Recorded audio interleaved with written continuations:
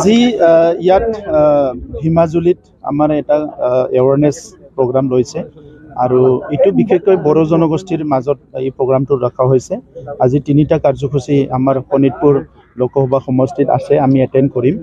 আৰু আজিৰ সময়ত এটা সুন্দৰ পৰিৱেশ, মই আগত ইয়ালৈ আহিছিলোঁ, বহুত ঘাত প্ৰতিঘাত সংঘাত হৈছিলে এটা সময়ত, আৰ্মি অপাৰেশ্যন, বিভিন্ন সংঘাত, এই অঞ্চলবিলাক মানে খুব এটা অনিশ্চয়তাৰ ফালে লৈ গৈছিলে। কিন্তু বহুত চেষ্টা কৰাৰ পিছত প্ৰধানমন্ত্ৰী নৰেন্দ্ৰ মোদী ডাঙৰীয়া 2020 চনত যি শান্তি চুক্তি কৰিলে বড়ো সংগ্ৰামীসকলৰ লগত, মুখ্যমন্ত্ৰী ডক্টৰ হিমন্ত বিশ্ব শৰ্মা ডাঙৰীয়াৰ নেতৃত্বত আজি সকলো সশস্ত্ৰ সংগ্ৰামীবিলাকে মূল খুঁটিলৈ আহি গ'ল। অকল বড়োসকলৰে নহয়, আদিবাসীসকলৰ, কাৰ্বি, ডিমাচা, ইভেন আলফাৰ এটা ছেকশ্যন আহি গ'ল। তো আজি অসমখনত স্থায়ী শান্তি আহি গ'ল। ইয়াৰ কাৰণে আজি এটা সময়ত মটৰ চাইকেল লৈ ভীমাজুলিলৈ আহিছিলোঁ, আজি গাড়ী লৈ আহিছোঁ।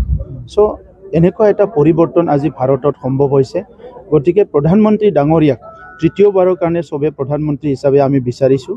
আৰু এই সময়ত ভাৰতীয় মানুহবিলাকৰ, ভাৰতবাসীৰ মনটো প্ৰধানমন্ত্ৰী ডাঙৰীয়াই জয় কৰিব পাৰিছে। কাৰণ স্বাধীনতাৰ 70 বছৰ পিছত এনেকুৱা এজন প্ৰধানমন্ত্ৰী আমি পাইছোঁ, যিজনে নেকি দৰিদ্ৰ মানুহৰ কথা সদায় চিন্তা কৰে আৰু ভাৰতবৰ্ষখন এটি বিকশিত দেশ হিচাপে প্ৰতিষ্ঠা কৰাৰ কাৰণে চিন্তা কৰি আছে। আমাৰ অসমৰ মুখ্যমন্ত্ৰী ডাঙৰীয়াই দায়িত্ব লোৱাৰ পিছতে আমাক ডাঙৰ এটা ভিজন দিছে কি অসমখন ভাৰতৰ এখন উন্নত ৰাজ্য হিচাপে গঢ় দিব লাগিব। আৰু ইয়াৰ কাৰণে আজি আৰ্থিক আমাৰ অৰ্থনৈতিকভাৱে আগুৱাই নিয়াৰ কাৰণে অৰুণোদয়ৰ পৰা আদি কৰি বিভিন্ন আঁচনি দিছে, অন্তৰ্গাঁথনিৰ কাৰণে বিভিন্ন আঁচনি আজি দিছে। এই সকলো পৰিৱেশবিলাক চাই মানুহে এতিয়া আমাৰ মুখ্যমন্ত্ৰী ডাঙৰীয়াক চবে একচেপ্ট কৰিছে আৰু তেখেতে অসমৰ সকলো জাতি জনগোষ্ঠী ধৰ্মীয় লোকৰ মন জয় কৰিব পাৰিছে।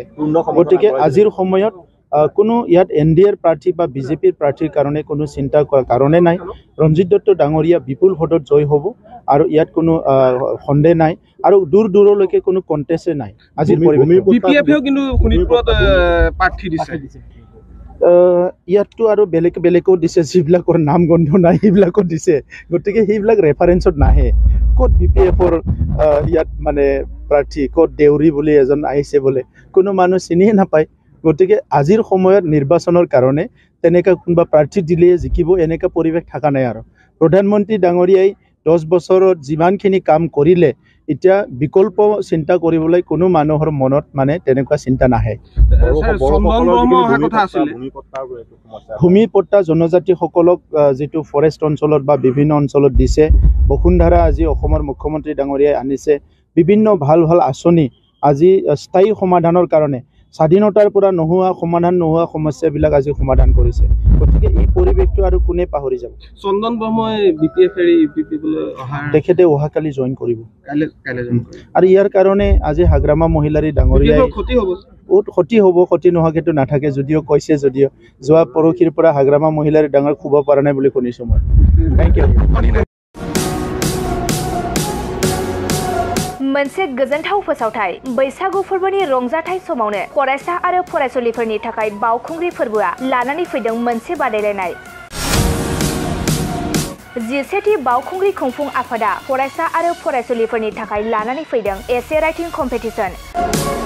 फरायसा फरायसुलिफोरनि थाखाय बैसागु रंजाथाय फोरबोआव बावखुंग्रि फोरबोआ टुरिज्म डेभलपमेन्ट पटेन्शियल इन बड'लेण्ड टपिकखौ लानानै बे एसे राइटिं कम्पिटिशनखौ खुंगोन। बे कम्पिटिशनाव जायनो सेथि मासियाव देरहानो हायो बिथाङानो नोगोद 25,000 रां बान्था मोनगोन। बेफोरबादिनो नैथि मासियाव जायनो देरहानो हायो बिथाङानो नोगोद 15,000 रां बान्था मोननो हागोन आरो थामथि मासियाव जायनो देरहानो हायो बेनो 10,000 रां बान्था मोनगोन।